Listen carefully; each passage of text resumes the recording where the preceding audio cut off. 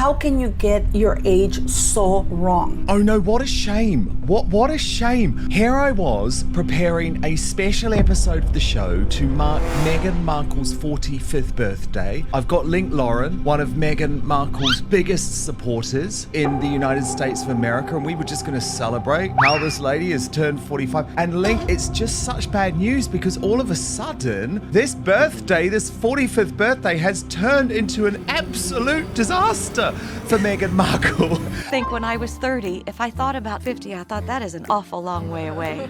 And I don't really need to think about it. And then I blinked and I'm 50. That's crazy. Why are we still here? Just to suffer?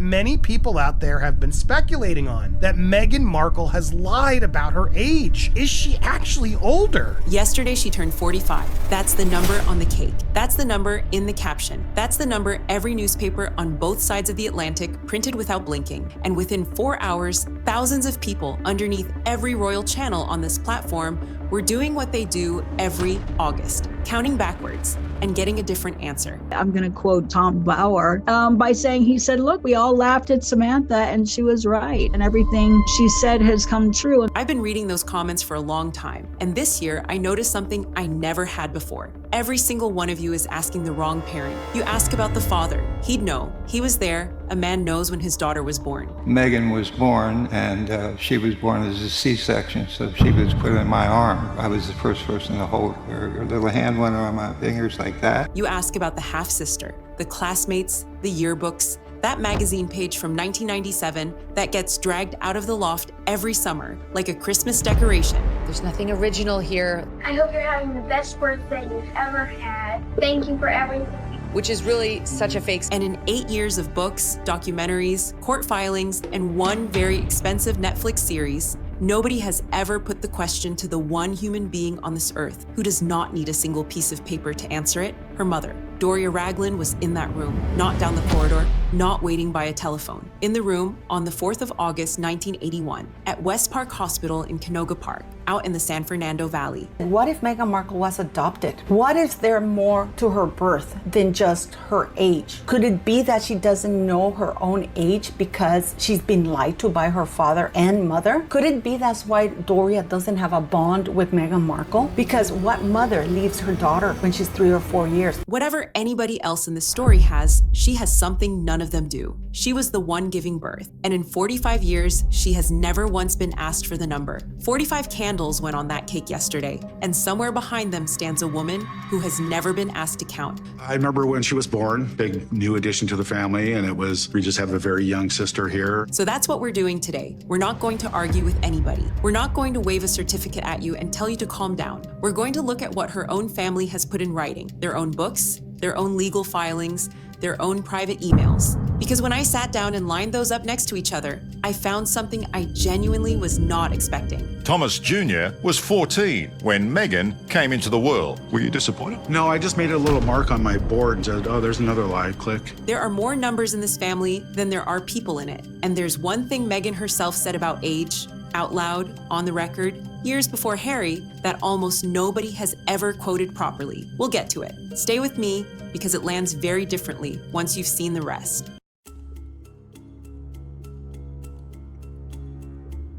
This is a copy of 17 magazine, and it was published in March of 1997. In it, it mentions our Megsy is from Los Angeles and that she was 21 years old at the time of publication. That would make her birth year at around 1976. Let's start with who has actually been asked. It's a longer list than you think, and neither parent is on it. The classmates have been checked. Somebody cross-referenced a childhood friend's birth year. Somebody pulled a California state index. Somebody found company filings in London. Somebody dug a magazine out of a 1997 archive. Documents. Everybody went hunting for documents. And in 8 years of it, I cannot find one instance of anybody sitting either of that girl's parents down and simply asking them the year. Not the father, not the mother. And there is a hierarchy here that nobody ever says out loud, so I'm going to say it. And you're wondering, why does her age matter at all? Because her age would also have an impact on her ability to have children. Because if Meghan Markle is 4 years older than what we have been led to believe, it makes it even more difficult to believe that she was able to get pregnant so quickly. A father gives you a date from memory, a good memory possibly, still a memory. A half-sister gives you a date from arithmetic, and she was a teenager at the time. A mother gives you a date from the delivery room. Those are not the same category of witness. One is testimony. The other two are reconstruction. One of you wrote this underneath our last video on this subject. Don't understand. Her family lived a life around her. They must know her age. Why are they not telling? Her dad must know when she came into the world. 59 people hit like on that, and every single one of them, including me at the time, was looking straight past the only person who was definitely present. And there was something, in my opinion, missing in their eyes. It didn't seem real to me. And there's a very big difference. It was deliberate. I'll tell you why. What she told the royal family, what she told Harry, wouldn't have jived, wouldn't have been consistent with the truth. And here's what makes it worse. Doria isn't silent by nature. In December 2022, she sat down and spoke publicly for the first time. The sentence she opened with was this: the last 5 years had been challenging, and she was ready to have her voice heard. Ready to have her voice heard. She talked about the phone call, the one where her daughter said, "Mommy, I'm going out with Prince Harry." She talked about race, about regret, about being followed, and about feeling unsafe. And in all of it, not one person in that production turned to her and said, "What year was that, Doria? What time was it? What did the wristband say?" Nobody asked, which is odd on its own, but not half as odd as what happens when you take the numbers the rest of them have put in writing and lay them side by side. It was absolutely clear that this young woman was strong in her beliefs. It didn't matter if she was 11 years old. She believed in women. She believed in her own power, and she wasn't afraid to reach out and say, "I want my power. I want my rights. I'm gonna come." Right. Follow this closely, because none of it is internet speculation. Every single thing in this chapter comes out of the fact check, the one written specifically to shut this conversation down. Start with Samantha's book, written by her own account to set the record straight about her sister. She describes Meghan's arrival with a line about the great migration of genes bringing the ship Meghan Flower to dock at their house. And then she gives a date, August the 31st, 1981. Now, the year matches. I'm not going to stand here and pretend it doesn't. The year is 1981, and the sister wrote it down herself. But the birthday everybody sang for yesterday was the 4th. Samantha's book says the 31st. 27 days out from the sister who wrote a book to correct the record. August 4th, 40 years ago, Meghan was born. Her father claims that she was born in 1981. So if she was born in 1981 when Yasmin did that commercial, and like in 1997, she would have been 16 years of age, not 13. Now her legal filing. In her complaint, she describes a 17-year age difference between them. 17. That's the number quoted at me every time somebody wants this conversation over. Except she was born in November 1964. Count it out, and the gap to August 1981 is 16 years and 8 months, not 17. She rounded up in a legal document about her own sister. So there is something that is not connecting. There is something that is not right. Then there's Meghan's own writing. In a private 2018 email that later ended up in court, she describes her father's other children as 15 and 17 years old when her parents separated. Except Samantha, born in 1964, is the older of the two. The brother came in 1966. So the elder sister is written down as the younger number. The fact checkers who dug all this out could see it. They said so themselves in print. The ages, they wrote, were clearly slightly confused. Clearly slightly confused. Meghan Markle is once again getting trolled. Oh, poor Meghan, the most trolled person in the entire world. So let's count what we've got. A book that names the wrong day, a filing that rounds a number in the wrong direction, a private email in which the most photographed woman alive gets her own siblings the wrong way round, and a fact check that writes all of it down and then prints the word false at the bottom of the page. And look, the certificate is the certificate. I'm not going to insult you by pretending a state index doesn't exist. It exists. It says what it says. Anybody can look at it. But a state index is a form, and somebody filled it in. The people who could confirm it from memory have between them produced a wrong day, a rounded gap, and a set of sibling ages that don't survive 90 seconds with a calculator. So which one of them do you want me to build my week around?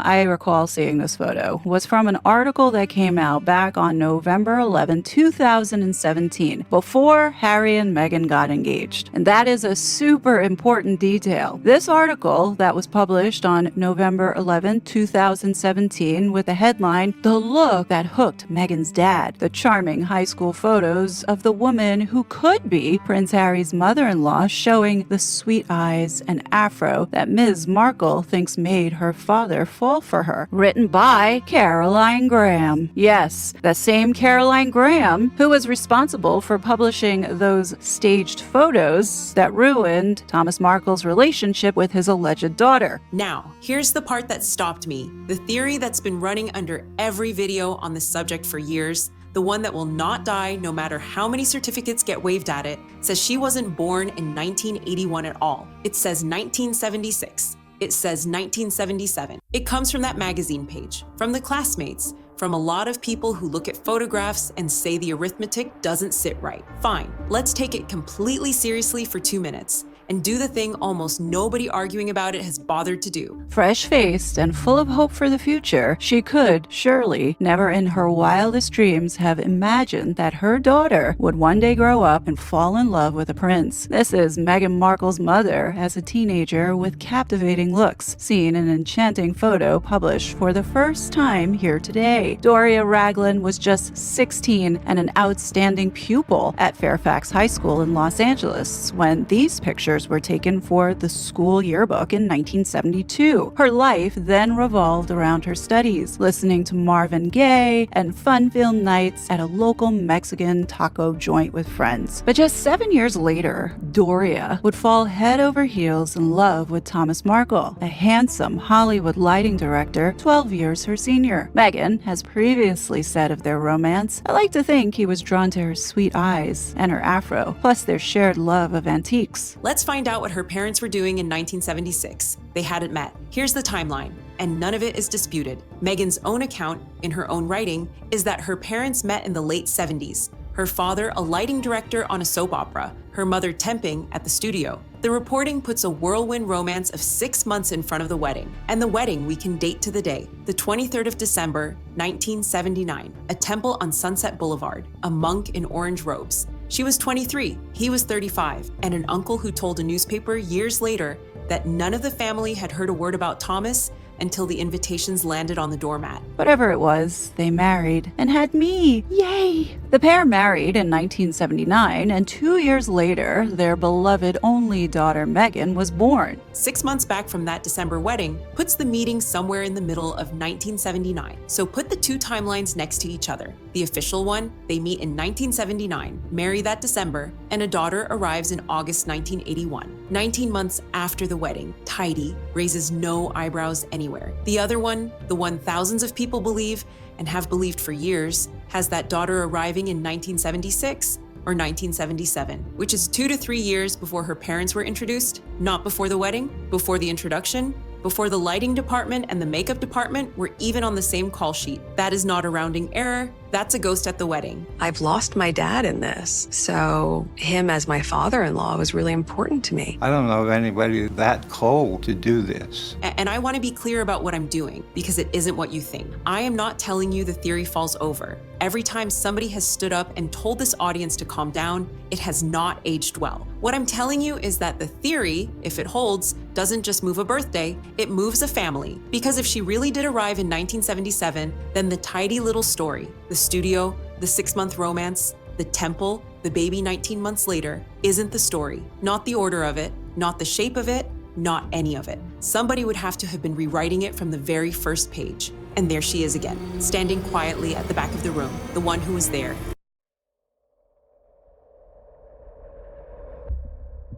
This is the 1972 yearbook, and there you can see that there is Doria. Now, from what I gather, Fairfax High School in their yearbooks only have pictures of sophomores, juniors, and seniors. And in this photo, Doria is a sophomore, which is 10th grade. So that would mean, logically, she would have graduated in 1974. This is the part that should actually bother you, and it has nothing to do with a certificate. Doria Ragland was 24 years old on the 4th of August, 1981. She turned 25, 29 29 days later. That's from her own publicly recorded birth date, the 2nd of September, 1956, Cleveland, Ohio. 24, going on 25, first child, brand new husband, a hospital out in the valley. Now, I don't know a single mother on this earth who's fuzzy about that. Ask any woman watching this how old she was when her first one arrived. She won't reach for a phone. She'll give you the age, the hour, the weather, and what the midwife said in under 4 seconds. That number is welded on. For years, one of the biggest mysteries surrounding Meghan Markle's mother behind a wall of silence. Questions about her mother's whereabouts were dismissed, while anyone who dared to investigate too deeply found themselves facing extraordinarily harsh consequences. The article I'm about to show you that the palace failed to bury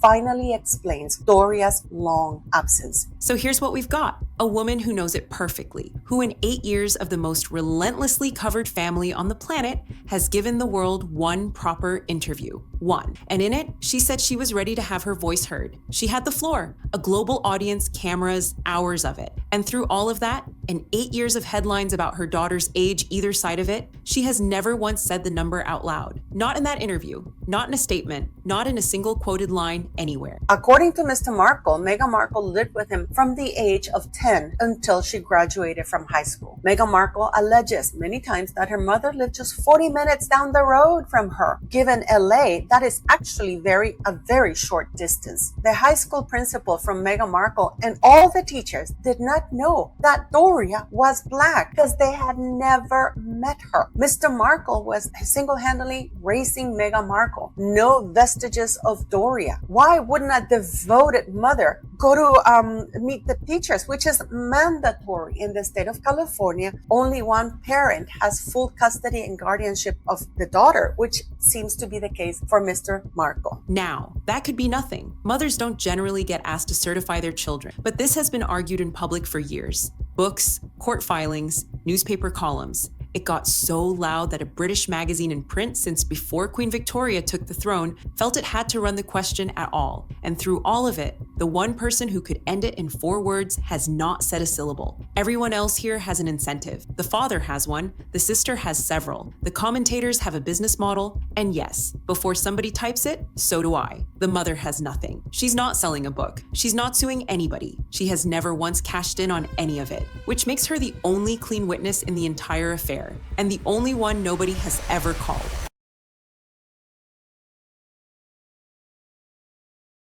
If you had the option, P. Diner, to interview Meghan Markle, what would be the 3 things that you would like to ask? I would ask her, girl, did you give birth to those children? Did you really birth those children? Well, I tried so hard. Did you like it? Yeah. That's what I Show would me the ask birth her. certificate, okay? Yeah, show us the birth certificate.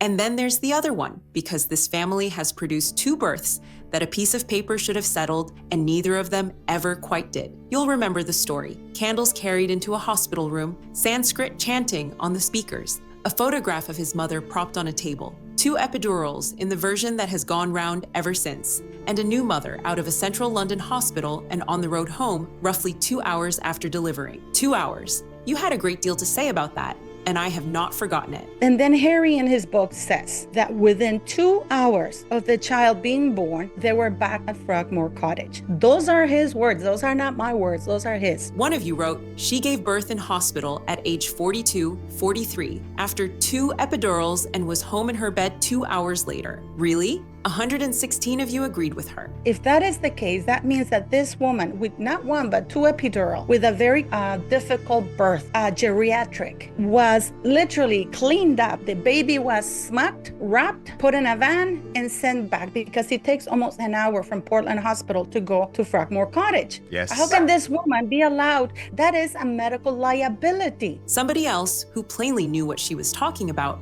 wrote underneath, you can't get 2 epidurals, sorry. And my personal favorite, from a gentleman who went straight past the entire royal fairy tale to the only question that interested him. Do hospitals even allow patients to have lighted candles in their rooms? Seems like a fire hazard to me. Fair question. His version says they were the battery sort, which raises a better one. What kind of man packs plastic candles for a maternity ward? Because that's the bit I keep circling. Not the medicine, the production values. That's like what's actually out in the world because of people creating hate. It's not just a tabloid. It's not just some story. You are making me scared.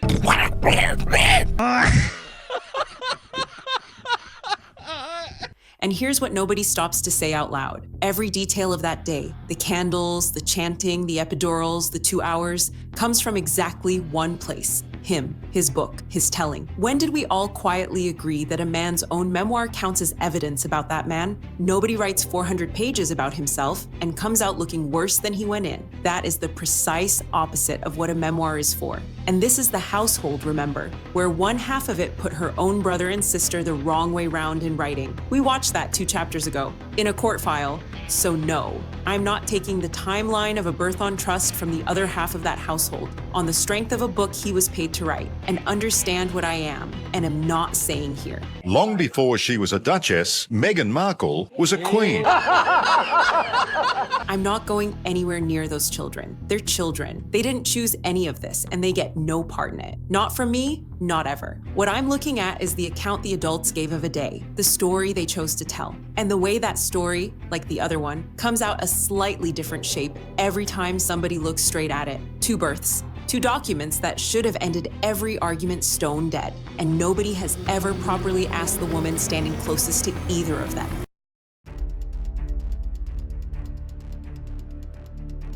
So where does that leave us the day after the 45th birthday? Exactly where we've been every August for years. A state index that says one thing, a book that names another day, a filing that rounds a number, an email that muddles 2 siblings, a magazine page from 1997 that nobody has explained and nobody has retracted, and thousands of people who look at the pile and quietly decline to be talked out of what they think. I'm not going to be the one who tells you you're wrong. Even the washing up liquid advert, the story that made her a household name as a child campaigner, has been picked at by her own biographers and by a magazine that once put her on its cover. If that one won't sit still, I'm not about to lecture anybody on which stories are settled, but I promised you something at the top, so here it is. In 2015, years before Harry, back when she was an actress doing press for a legal drama, Meghan Markle was asked about her age, and she gave an answer almost nobody has ever quoted in full. She said, and I'm giving you the whole thing. I think as women actors, the industry can assume they have a shelf life. I'm always told, don't say your age. I'm 33 and I'm really comfortable with that. If anyone has a problem, then it's their problem, not mine. Read that again slowly, because there are 2 women talking in that paragraph. The first one tells you the rule. In this industry, a woman has a shelf life. In this industry, a woman is always told, always, present tense, not once by one director on one job, never to say her age. And then, 4 words later, the second one breaks it, straight past her own rule and out with a number. So which one are we listening to? Because you cannot stand in front of a magazine and explain exactly why an actress in that business keeps her age to herself, then hand over your own, and expect nobody to notice what you just described. She had been in that industry since she was a teenager, and she just told the world, on the record, that there is a standing reason for a woman in it to be careful with that number. She didn't only give us a number that day, she gave us the motive. There is no mystery here that one afternoon couldn't finish. One woman, one question, one sentence. She's in California. She has sat in front of a camera crew and said she was ready to be heard. So somebody go and ask her mother. We've been asking the wrong parent for years. So have I. That stops today. Drop your verdict in the comments. Do you think that silence is just a mother protecting her daughter? Or is there a reason nobody has ever put her in front of that question? I read every single one of them, and it was one of your comments that started this whole thread in the first place. Hit that like button. It genuinely helps this channel reach more people who care about these stories. And subscribe, because there's a lot more coming this week. And if you ever find a clip of Doria Ragland being asked about the year, any interview, any decade, any country, put the link below. I'll run it in the next one, because the moment somebody finally asks her, this is either over in 4 words or it gets a great deal more interesting. Either way, I'd like to be there when it happens.